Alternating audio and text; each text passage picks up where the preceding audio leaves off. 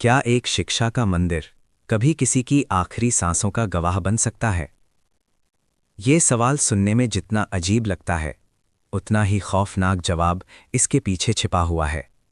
क्योंकि जिस जगह पर माँ बाप अपने बच्चों को बड़े सपनों के साथ भेजते हैं, अगर वही जगह एक दिन उनकी मौत की खबर लेकर लौटे, तो उस दर्द को शब्दों में बयां करना नामुमकिन हो जाता है। आज की ये कहानी उसी सच्चाई से जुड़ी है। एक ऐसा दिन जिसने न सिर्फ एक परिवार को तोड़ दिया, बल्कि पूरे शहर को अंदर तक हिलाकर रख दिया। ये कहानी है वाराणसी की, जिसे काशी और बनारस के नाम से भी जाना जाता है। एक ऐसा शहर जहां हर सुबह गंगा के घाटों पर उगते सूरज के साथ शुरू होती है और शाम आरती की रोशनी में डूब जाती है। जहां लोग सुकून की तलाश में आते हैं। लेकिन उसी शहर के एक कोने में उस दिन ऐसा मंजर सामने आया जिसने इस शांति को चकनाचूर कर दिया। ये घटना हुई उदय प्रताप कॉलेज में, जिसे आमतौर पर यूपी कॉलेज कहा जाता है। ये कॉलेज सिर्फ एक संस्थान नहीं, बल्कि हजारों छात्रों के सपनों का केंद्र है। यहाँ पूर्वांचल के अलग अलग जिलों से युवा अपने भविष्य को संवारने के लिए आते हैं, अपने परिवार का नाम रोशन करने के लिए आते हैं। लेकिन 20 मार्च 2026 का दिन इस कॉलेज के इतिहास में एक ऐसे काले अध्याय के रूप में दर्ज हो गया जिसे कोई भी कभी भूल नहीं पाएगा। कहानी की शुरुआत होती है गाजीपुर के एक छोटे से गांव से, जहां एक साधारण किसान परिवार रहता था। उसी परिवार का बेटा था सूर्य प्रताप सिंह, जिसकी उम्र करीब 22 से 23 साल थी। एक सीधा साधा लड़का, जिसके पास भले ही ज्यादा साधन नहीं थे, लेकिन सपने बहुत बड़े थे। उसके पिता खेतों में दिन रात मेहनत करते थे ताकि बेटे की पढ़ाई में कोई कमी ना आए। उसकी माँ अपने हिस्से की खुशियों को त्याग कर हर दिन यही दुआ करती थी कि उसका बेटा पढ़ लिख कर एक बड़ा आदमी बने और उनके जीवन की मुश्किलों को खत्म कर दे। जब सूर्य प्रताप का एडमिशन उदय प्रताप कॉलेज में हुआ, तो जैसे उस छोटे से घर में एक नई रोशनी आ गई। गांव के लोग उसे अलग नज़र से देखने लगे। हर कोई यही कहता था कि ये लड़का एक दिन ज़रूर कुछ बड़ा करेगा। जब वो छुट्टियों में घर आता था, तो लोग उससे बातें करते थे, उससे उम्मीदें जोड़ते थे और उसके अंदर भी ये विश्वास मजबूत होता चला जाता था कि उसे कुछ बड़ा करना है। लेकिन शहर की जिंदगी गांव की जिंदगी से बिल्कुल अलग होती है। यहाँ सिर्फ पढ़ाई नहीं होती, यहाँ एक और दुनिया चलती है। दोस्ती की, दुश्मनी की, ग्रुपबाजी की और वर्चस्व की लड़ाई की। धीरे धीरे सूर्य प्रताप की भी कुछ छात्रों से अनबन शुरू हो गई। शुरुआत छोटी थी, लेकिन समय के साथ ये विवाद गहराता गया। दूसरी तरफ था मंजीत चौहान, जो उसी कॉलेज का छात्र था और जिसके साथ उसके कुछ करीबी साथी हमेशा रहते थे। दोनों गुटों के बीच कई बार बहस हो चुकी थी, कई बार टकराव हो चुका था और अब ये मामला सिर्फ कहा-सुनी तक सीमित नहीं रहा था। इसमें अहंकार और बदले की भावना भी शामिल हो चुकी थी। समय बीतता गया और दोनों गुटों के बीच की दूरी बढ़ती गई। 20 मार्च 2026 की सुबह भी बाकी दिनों की तरह ही शुरू हुई थी। कॉलेज में चहल पहल थी, छात्र अपनी अपनी क्लास में जा रहे थे। कोई दोस्तों के साथ हंसी मजाक कर रहा था, तो कोई अपने भविष्य की योजनाओं में खोया हुआ था।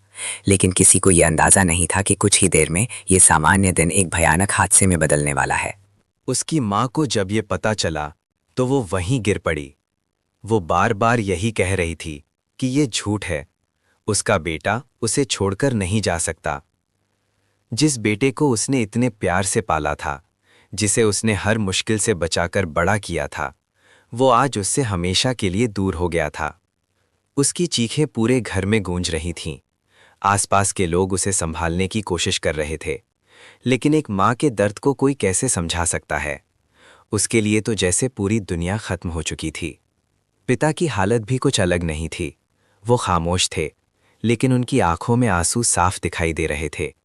उन्होंने अपने बेटे के लिए जो सपने देखे थे, वो सब एक पल में टूट गए थे। गांव के लोग धीरे धीरे उनके घर के बाहर इकट्ठा होने लगे। हर किसी के चेहरे पर दुख था। हर कोई यही सोच रहा था कि आखिर ऐसा कैसे हो सकता है। उधर शहर में भी इस घटना की चर्चा हर जगह होने लगी थी। लोग हैरान थे कि एक कॉलेज के अंदर इस तरह की घटना कैसे हो सकती है। कई लोग छात्र राजनीति और गुटबाजी को इसके लिए जिम्मेदार ठहरा रहे थे। इस घटना ने एक बार फिर ये सवाल खड़ा कर दिया कि क्या हमारे शिक्षा संस्थान सच में सुरक्षित हैं? क्या वहाँ पढ़ने वाले छात्र अपने आप को सुरक्षित महसूस कर सकते हैं? पुलिस लगातार आरोपियों की तलाश में जुटी हुई थी। कई जगहों पर दबिश दी जा रही थी। कुछ संदिग्धों से पूछताछ भी की गई। धीरे धीरे जांच आगे बढ़ रही थी। लेकिन सच यही था कि जो होना था वो हो चुका था। एक जिंदगी खत्म हो चुकी थी। एक परिवार उजड़ चुका था।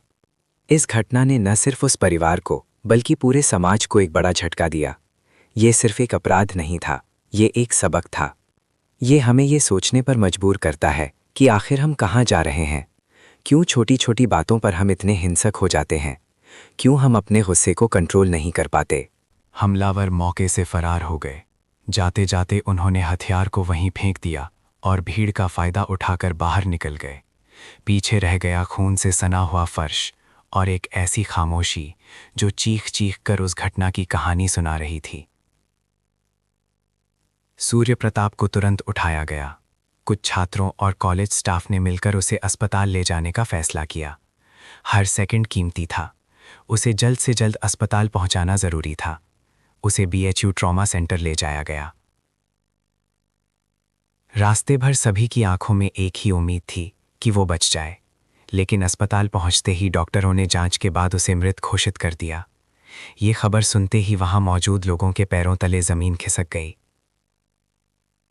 अस्पताल के उस ठंडे कमरे में जैसे ही डॉक्टरों ने सूर्य प्रताप को मृत घोषित किया, वहां मौजूद हर शख्स के चेहरे पर एक सन्नाटा छा गया। कुछ देर पहले तक जो लोग उम्मीद लगाए बैठे थे कि शायद सब ठीक हो जाएगा, अब उनकी आंखों में सिर्फ निराशा और दर्द था। ये सिर्फ एक मौत नहीं थी, ये एक सपना टूटने की आवाज़ थी, जिसे वहां मौजूद हर व्यक्ति ने महसूस किया। उधर कॉलेज में जैसे ही ये खबर पहुंची कि सूर्य प्रताप अब इस दुनिया में नहीं रहा, माहौल पूरी तरह बदल गया। कुछ देर पहले तक जहां डर और घबराहट थी, अब वहां गुस्सा और आक्रोश फैलने लगा। छात्रों को ये यकीन ही नहीं हो रहा था कि उनके ही कॉलेज में दिन दहाड़े इतनी बड़ी घटना हो सकती है। धीरे धीरे सैकड़ों की संख्या में छात्र इकट्ठा होने लगे। हर किसी के चेहरे पर गुस्सा साफ दिखाई दे रहा था।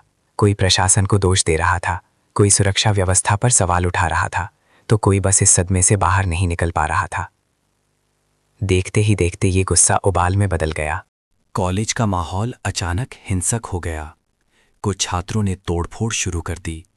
कुर्सियां फेंकी जाने लगीं, खिड़कियों के शीशे तोड़ दिए गए, दीवारों पर लगे बोर्ड गिरा दिए गए। हर तरफ सिर्फ शोर, गुस्सा और अफरा तफरी का माहौल था। जो कॉलेज कुछ घंटे पहले तक पढ़ाई और शांति का केंद्र था, वो अब एक जंग का मैदान बन चुका था। स्थिति को बेकाबू होता देख पुलिस को तुरंत सूचना दी गई। कुछ ही देर में भारी पुलिस बल कॉलेज पहुंच गया। पूरे कैंपस को घेर लिया गया। छात्रों को शांत कराने की कोशिश की गई, लेकिन गुस्से में भरे छात्रों को संभालना आसान नहीं था। आखिरकार पुलिस को सख्ती दिखानी पड़ी। धीरे धीरे हालात को नियंत्रण में लाया गया। सुरक्षा के मद्देनज़र पूरे कैंपस को खाली कराने का फैसला लिया गया। हॉस्टल में रहने वाले छात्रों को भी बाहर भेजा जाने लगा, ताकि किसी और अनहोनी से बचा जा सके। उधर पुलिस ने अपनी जांच शुरू कर दी थी। मुख्य आरोपी मंजीत चौहान और उसके साथियों के खिलाफ मामला दर्ज किया गया। उन पर हत्या का आरोप लगाया गया। घटना के तुरंत बाद ही आरोपी फरार हो गए थे, इसीलिए उन्हें पकड़ना पुलिस के लिए एक बड़ी चुनौती बन गया। पुलिस ने कई टीमें बनाई, अलग अलग इलाकों में छापेमारी शुरू की गई। कॉलेज के आसपास लगे CCTV कैमरों की फुटेज खंगाली जाने लगी। हर छोटी से छोटी जानकारी को जोड़ा जाने लगा, ताकि आरोपियों तक पहुंचा जा सके। घटनास्थल से वो हथियार भी बरामद किया गया जिससे फायरिंग की गई थी। फोरेंसिक टीम ने मौके पर पहुंचकर सबूत जुटाए।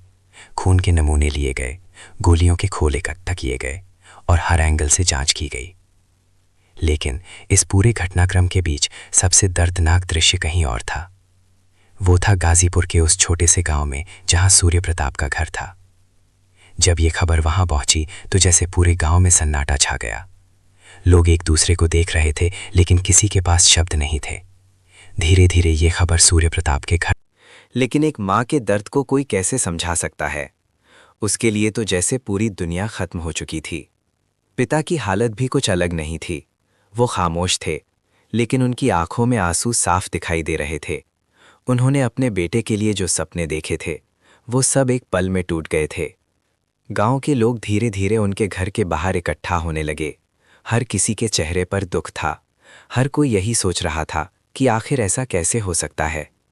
उधर शहर में भी इस घटना की चर्चा हर जगह होने लगी थी। लोग हैरान थे कि एक कॉलेज के अंदर इस तरह की घटना कैसे हो सकती है।